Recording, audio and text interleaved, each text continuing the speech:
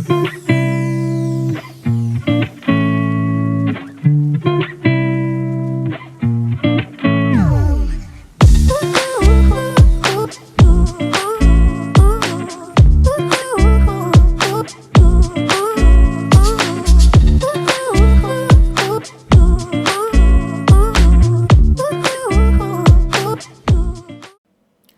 hello, and welcome to this episode of Learn Everyday English, your roadway to English proficiency. Hey, glad to have you with me again today. I've changed my video locale up a little bit. I'm sitting at the dinette table, not the dinner table, but the dinette table is usually a smaller table right next to the kitchen, and I'm recording from here. It's a little more comfortable in a way. And I'm going to have an interesting video for you, as you can see from the title. This summer, we went to Merida, Mexico for 10 días, or 10 days, and we had a really good time, and I wanted to tell you a little something about that. Specifically, we rented a car, a coche. We drove around there, went to some other cities near Merida, and it was really beneficial for us. It was beneficial. Glad we did it. Wanted to tell you about my experience, or our experience, renting a car and driving in Mexico. It's not something that actually we planned to do. It wasn't on the agenda, but we decided to do it once we got down there. But before I get into that, there's 3 things you can do for me. Hey, like the video, subscribe to the channel, and tell your friends about it so that they can benefit from these videos too, just like you. Remember, I have my How to Talk Text and ebook that's available on Amazon. You can find that in one of the links below. And also, if you want to buy me a cup of coffee, you can do that by clicking on a link below and help support the channel. Help me to continue bringing you videos like this so that you can improve your English. Hopefully these videos are helpful. I'm getting a lot of good comments. People say they really like the videos, kind of my teaching style and my voice, which I find very interesting. And the channel is continuing to grow. The subscribers keep increasing, and I'm really happy about that. So thanks a lot for all you viewers, and I really appreciate everything you do and following me here on this channel. Well, let's get into today's episode. A little bit different, but I wanted to tell you what we did when we went to Merida, Mexico this summer. I think we went in June or July of this summer, and like I said, we went for 10 days, and we had a really good time. Here is a sign. A lot of the cities in Mexico and the plaza or town square, they'll have a sign of the city with the city name in colorful letters. So here's a sign of Merida, Mexico. And to let you know, previously, 2 years ago, we went to Mexico City, or La Ciudad de Mexico, and for 2 weeks. And we didn't drive there. We had a person that we knew who was kind of a driver, and we used him. He picked us up at our Airbnb and took us around and dropped us back off every day. So we had a luxury that was really beneficial. But the traffic in Mexico City is una locura, as they say. It's crazy. It's crazy. It's so many people. You really have to know what you're doing when you're driving in Mexico City. And when we went there, I said to myself, hey, I'm never going to drive in Mexico City. And I don't think I'm never going to drive in Mexico because the traffic is just too much. It's different than the traffic here in the United States. So when we went to Merida, Mexico, I had no intention or no plans of actually renting a car and driving. We were just going to use Uber for the most part, and leave it at that, as we say in English. And so when we flew in, or the previous experiences I've had in Mexico with being in vehicles and that type of thing, like I said, was from Mexico City, but we had gone to Playa del Carmen, I think about 5 or 6 years ago, but we stayed at an all-inclusive resort Ryu Resort. We really liked that, but everything was basically in walking distance, except for maybe some day excursions that we took, but we left from the hotel. They picked us up, dropped us off, so didn't really have to worry about arranging for rides or vehicles and that type of thing. So I never had any much experience with public transportation or Ubers or taxis in Mexico until we got to Merida this summer. So we flew in from Houston Airport, IAH, Intercontinental Airport, and we had to take a taxi from the airport to our Airbnb because in the Merida airport, Uber is not allowed to pick people up. You have to take a taxi directly from the airport unless you maybe want to walk a distance from the airport, then you can maybe catch an Uber, but we decided to take a taxi. I had checked it out. People said, hey, it's safe as long as you register at the stand at the airport, and we didn't have any problems. The taxi took us and dropped us off at our Airbnb. And what happened was the next morning, I guess we wanted to get some groceries, like some food to stock up, we could say, to stock the refrigerator, to put in the refrigerator. So we were staying in Centro in Merida, and so we decided to walk down to kind of the downtown area to a mercado para comprar mandado, y to buy some food and that type of thing. And from the map, it didn't seem very far, but when we started to walk, and it was hot, the thing was, it was hot in Merida, Mexico in June or July, and we walked. It took longer than we thought to walk there. We finally made it. We bought our stuff and put it in some bags. I had a roller, like a piece of luggage, and we walked back. But after that, we were kind of tired and hot and sweaty, and we said, hey, I don't know if we just want to keep doing this or maybe have to wait for Uber to come pick us up and then drop us off. Then we have to call again or arrange and wait for them to pick us up. So I think after that, we started to think, I did anyway, my wife didn't say anything. I said, hey, it would be nice if we had a car, though, we can just drive, get into, and go wherever we wanted to. It would be a lot more convenient.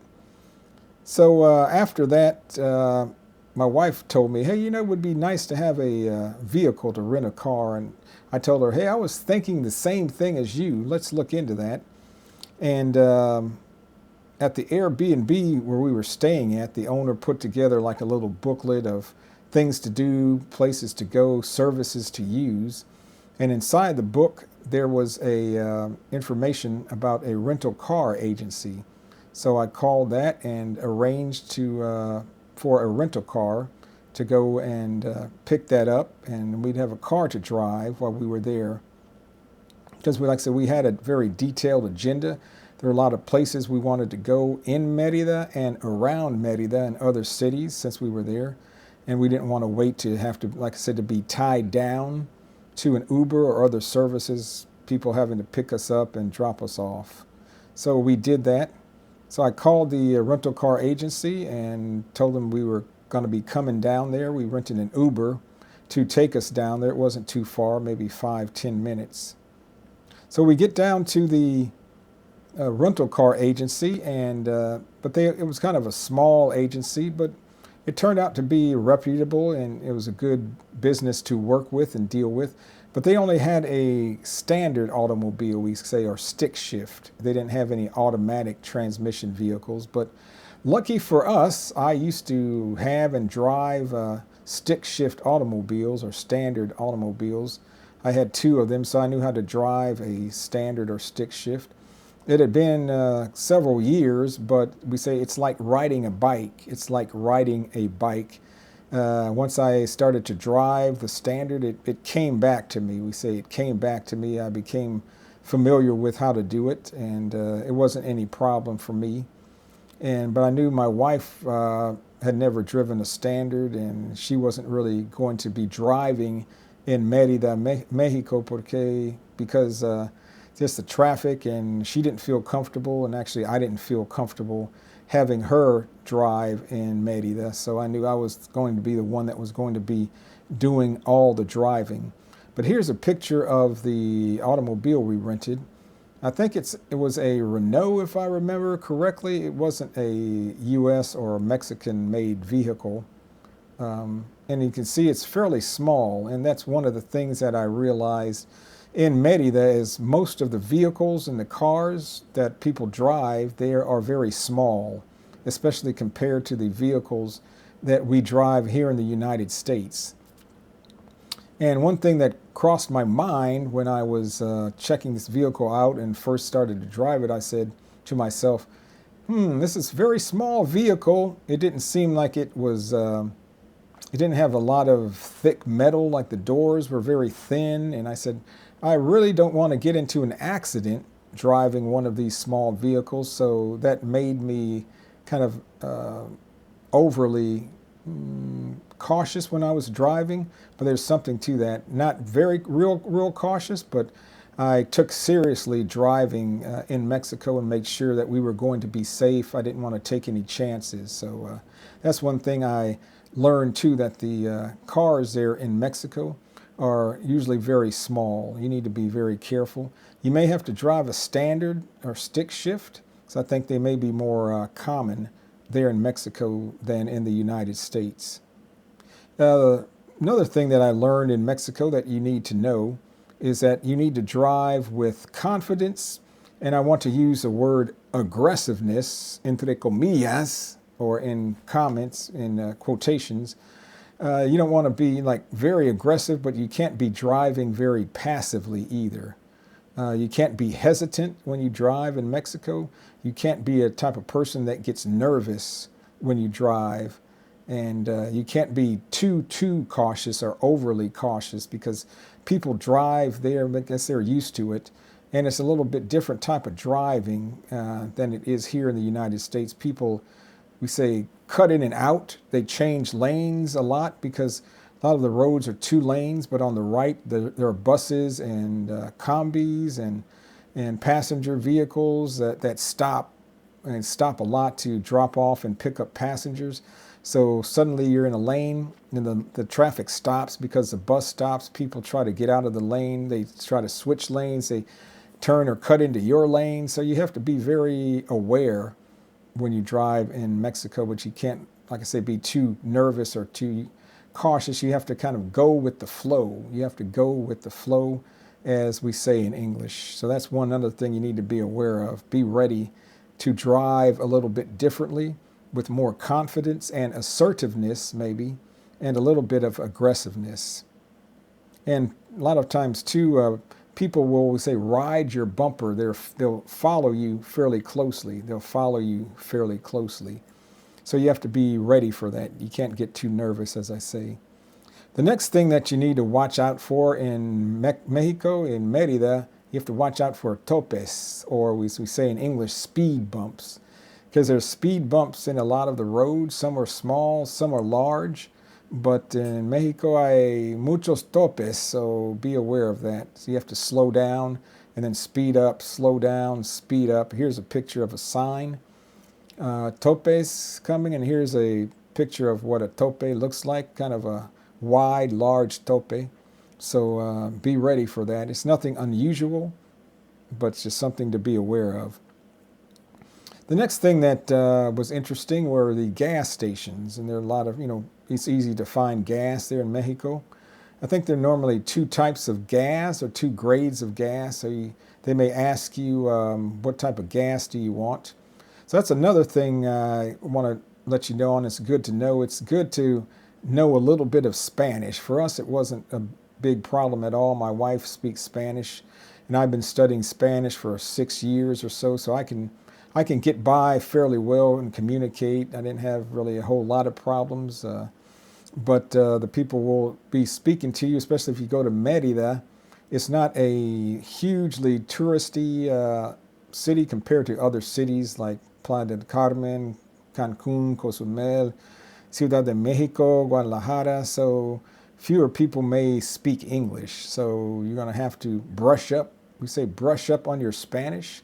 Learn a few Spanish words, and then then at the gas stations in Mexico, there's usually an attendant. There's a person there that is going to put the gas in your car, or we say pump the gas for you in your car, so you have to talk with them.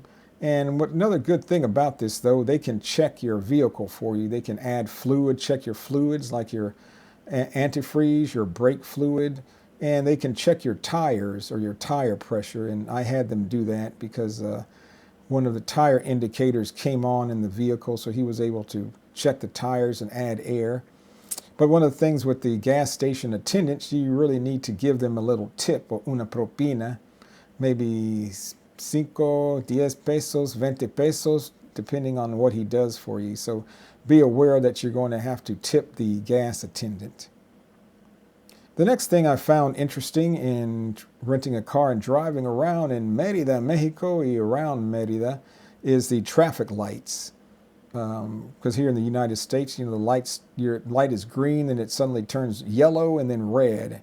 But you don't really have a lot of notice when it's going to change. But in Mexico, the traffic lights, or in Merida anyway, have a kind of like a countdown timer. You see a number flashing, and it tells you the number of seconds before the light is going to turn red.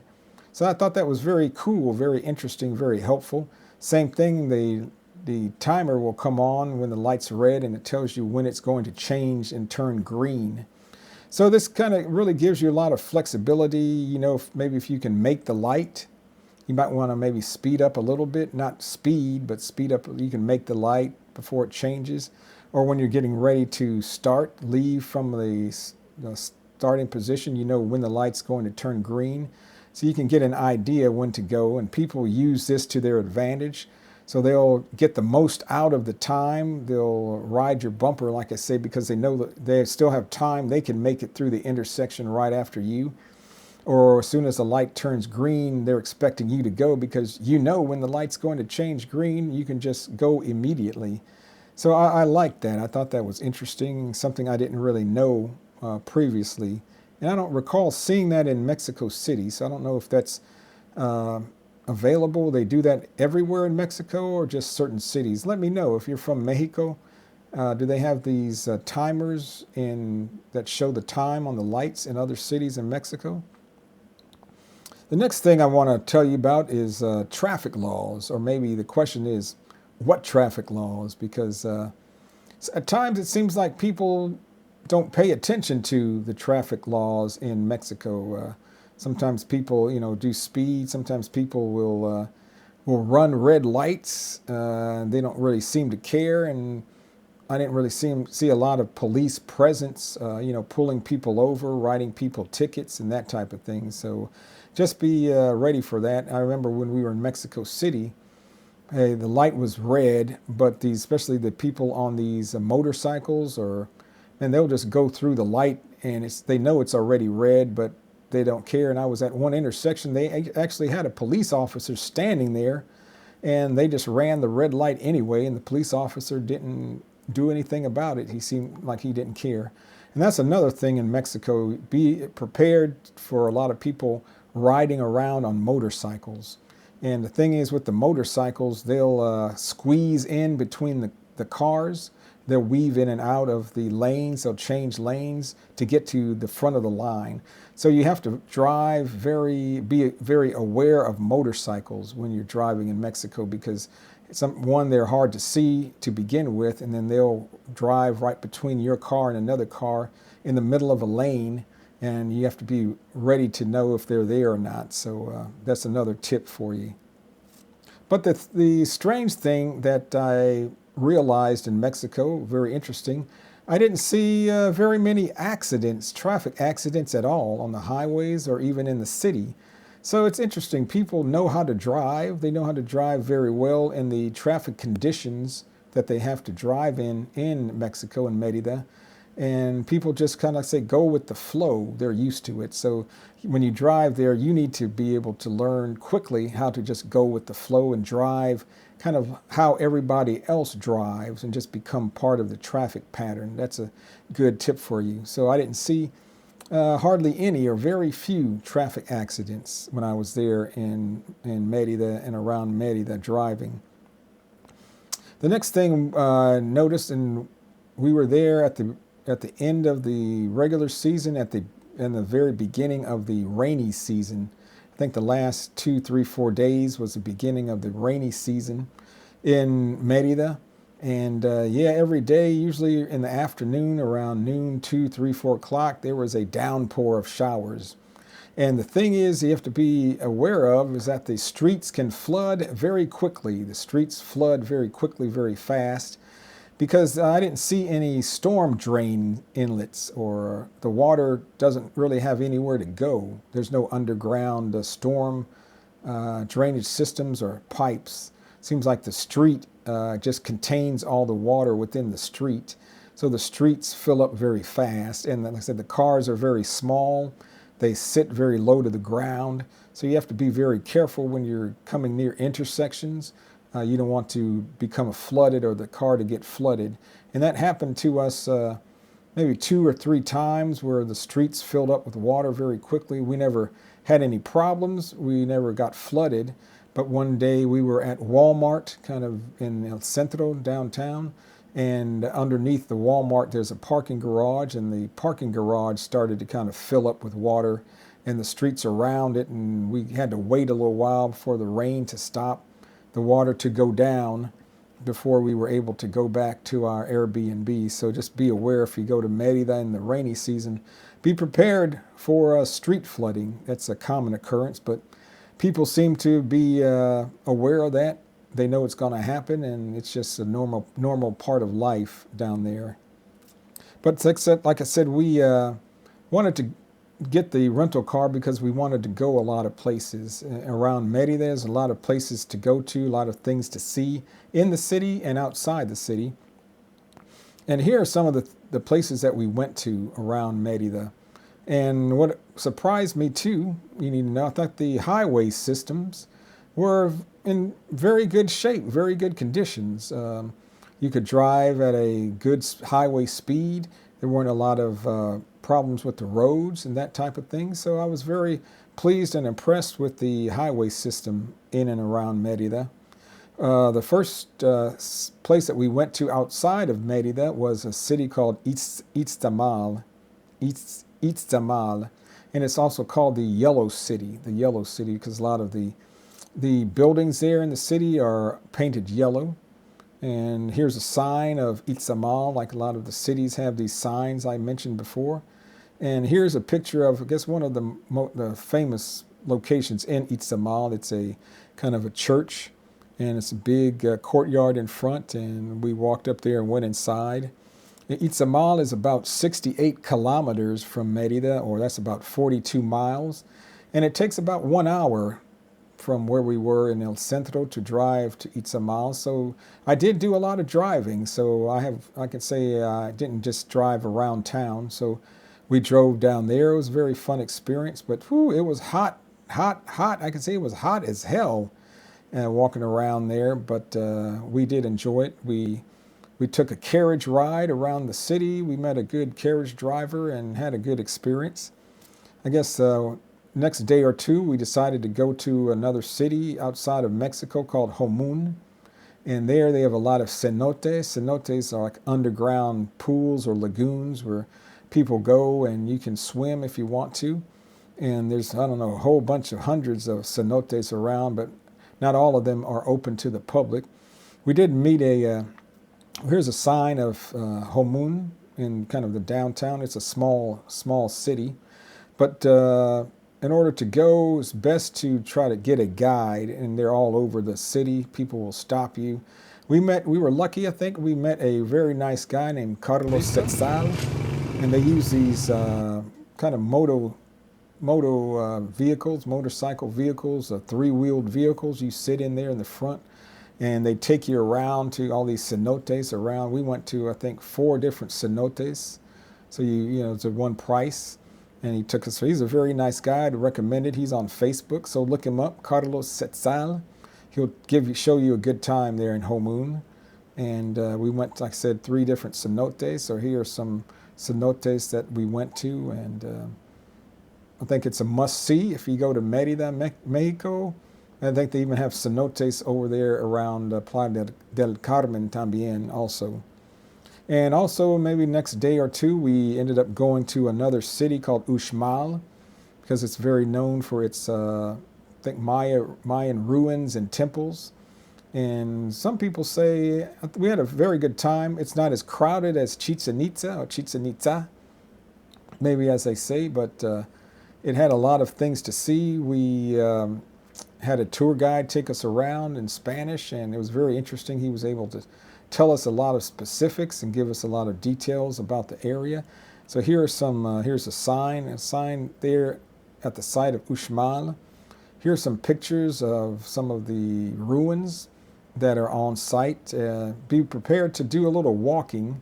Wasn't, I'll say, a whole lot of walking, but you may need to be able to walk several miles around in there for maybe like about an hour. So if you go to Uxmal, or say if you go to these cenotes, you're going to have to do some walking. Cenotes, I didn't mention before, but you got to go downstairs or climb upstairs, and so you have to be in somewhat of a decent physical shape or condition to do some of these tours, but it's well worth it.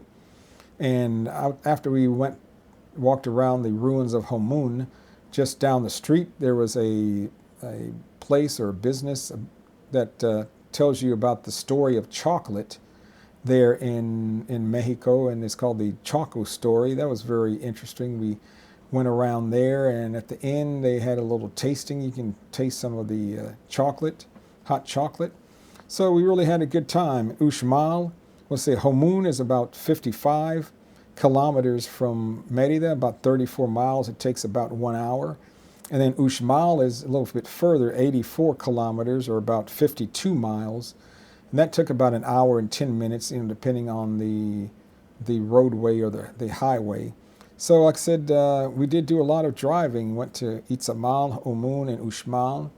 And then we did a lot of driving around town. We went to, I think there's a popular street, Calle 61. There was a lot of pedestrian walkway. I think it's 61, if I'm not mistaken. A lot of shops and stores and restaurants you can go to. One morning, we went to brunch, or afternoon, about 11. We went to brunch at a nice restaurant in the Paseo de Montejo, like the main street down there in Merida. And we had a brunch and had a good breakfast. Here's some pictures of the food we ate.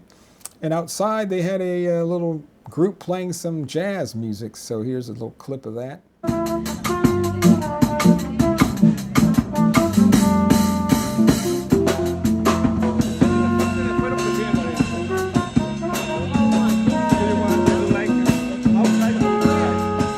And I thought that was very cool, very nice. Like I said, we had a very good time. So one other thing I wanted to tell you, think that maybe we should have done, is that it would have been a lot more convenient to have rented a car at the airport in Merida instead of renting it outside, because what happened, from Houston to Merida, there's only one direct nonstop flight a day. So there's one flight that from Houston to Merida, and only one flight, direct nonstop flight from Merida to Houston. And I'm the type of person, I like to take a nonstop flight if I can. I don't like to be on a plane more than I have to. So the return flight from Merida to Houston, I think, left at 8 a.m. in the morning.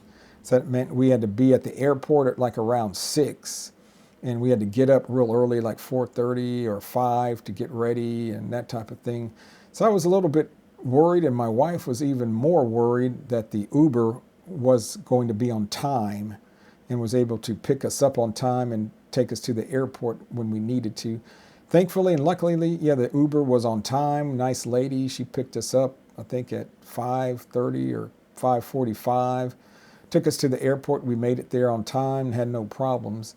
But it would have been very convenient if we could have just, packed up our stuff, driven to the airport, dropped the car off there, and not have to worry about Uber. So I think the next time, if we go back to Merida or maybe some other city in Mexico, maybe not Mexico City, might just decide to rent a car at the airport and drive. So I have a lot more confidence now about driving in Mexico. I think I can do it as long as it's not maybe Mexico City or Guadalajara, a big city like that. So to be honest with you, I was a little nervous at first, based on, like I said, the trip from Mexico City. But actually driving in Merida wasn't as bad as I anticipated. It wasn't as bad as I thought it was going to be.